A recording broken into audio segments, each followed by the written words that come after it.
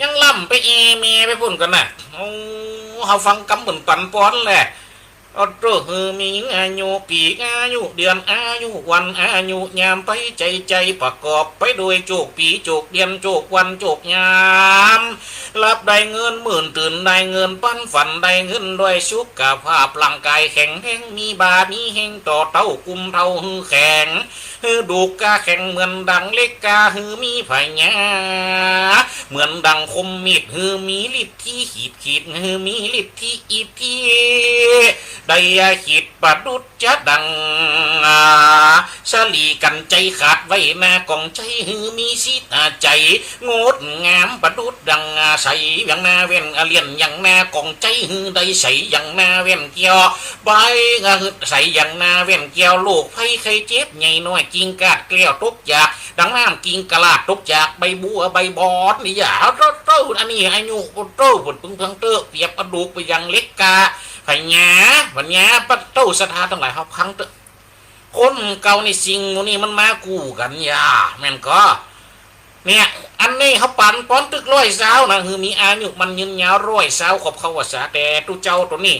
ล่ำร้อยสาวปุ่น160ปุ่นป้าโรแต่สุขภาพร่างกายแข็งแรงมีบามีแห้งหลังสื่อหลังบักกองสติพญาปัญญาครบถ้วนโอ้ผิวพรรณผ่องใสถึงจะหิวไว้ผ่องได้กำเป็นยังมีเศร้าบ่มีม่านลังกึดพอเตอร์ญาติโยมทั้งหลายอันนี้เป็นห้องว่าบุญนำอันนี้เป็นห้องว่ากรรมแต่งโตแกน่าจะมันอาบน้ำเริ่มหัวคนเฮาเนี่ย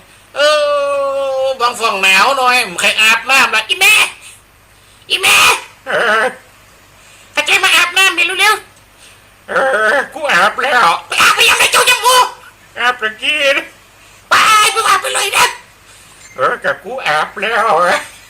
มึงลองรับฝันหันเนี่ยกันนั่นเนาะกูขอไปอาบในฝันแล้วเนาะอันนี้พวกนี้ลูกพูดเต้าผิวฟันสดใสเป่งอยู่จะดอกำนักสถาบันดาพ่อแม่พี่น้องพระอรหันตสาวกะเจ้าตนนี้นี่ผิวฟันสดใสมีปานเฉลียงเป็นเบอร์เป็นนี่บะมีนี่ก็ย้อนว่าบุญเป็นนำมาเกิดเนอะแต่จะได้มาขนาดนี้นี่มันจะชะน้อยนะญาติโยมทั้งหลายอายุเป็น160นี่แล้วไปพอได้ครับเอตทะคะจากพระพุทธเจ้าคนห้องว่ายังเป็นผู้ที่มีความอาพาธน้อยป้าโตตั้งแต่เกิดมาหมุ่ยกำเตี่ยจามพิษหมอกเมียวนี่กระตึ้งได้นี่กำเตี่ยน้องคือฟัดเตอร์อ๋อไอ้นี่เคยมีกำเตี่ยมันก็ว้าวโตได้ครับเอตทะคะจากพุทธเจ้าว่าเป็นผู้มีอาพาธน้อยก็คือเป็นคนที่เจ็บป่วยมวยใครชาเตี่ยบังฟ่องวันนั้นตัวเจ้าตีนปองที่ไปฟังเนาะเอาไปโรงพยาบาลไปคืนนั่นก็ไปรอบนึงแล้วหมอก็มาดูหลวงพ่อตีนปองแม่นนะตีนปองพองมานานหรือยังหลวงพ่อก็ตะกี้เนี่ยเมื่อ4 โมงปลายออกวิทยุก็ยังนั่งตบขึ้นตบลงได้อยู่นะแล้วยังตันเนี่ยยังงำเตี่ยมันมาปองเอาหลวงพ่อไม่มีไม่ไปสะดุดไม่ไปอะไรเลยค่ะสักอย่างปอกกระแดกไหมครับปอกกระแดกสักอย่างหรือว่าไปซอกแอกอะไรมาสักอย่างกุ้มซอกแอกนี่สักอย่างเป็นขึ้นมาซื่อๆเนี่ยงั้นสงสัยจะกดยูริกค่ะโหก็มากดมาเกณฑ์อย่างกูนี่มาอยู่มาลิกอย่างกูนี่อันนี้มันเป็นที่อยู่ในเลือดขั้นหลวงพ่อก็อยู่ในเลือดแล้วมาเกี่ยวอย่างกับตีนมันเกินขั้นหลวงพ่อยันแล้วหลวงพ่อกินอะไรเข้าไปเนี่ยมันจะเป็นค่าเกานะครับกูก็ตึงเป็นเกาอยู่แล้วลูกถึงวันนี้วัดกูนี่หัวสังนี่กูนั่งตนแหลกนะหลวงพ่อฝาคูเทาปุ่นขึ้นไม่ใช่เกาอย่างนั้นค่ะหลวงพ่อเกาอย่างไรเกาที่มันมากับเลือดอาการเป็นค่ากดยูริกเกินนะคะว่า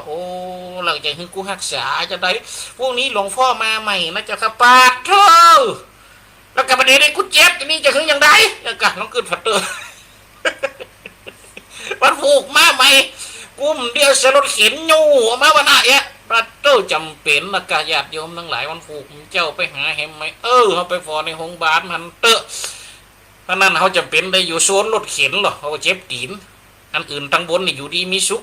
หมดปุ่นไปถูกทั้งตีนวันนั้นเต้าอยากลงรถไปเขาไปลงที่ลานจอดรถก่อยๆซิกขังแยะไปกันนก กังเงึกกันปัดตู้นางพยาบาลอยู่ศูนย์เป๊ะนะ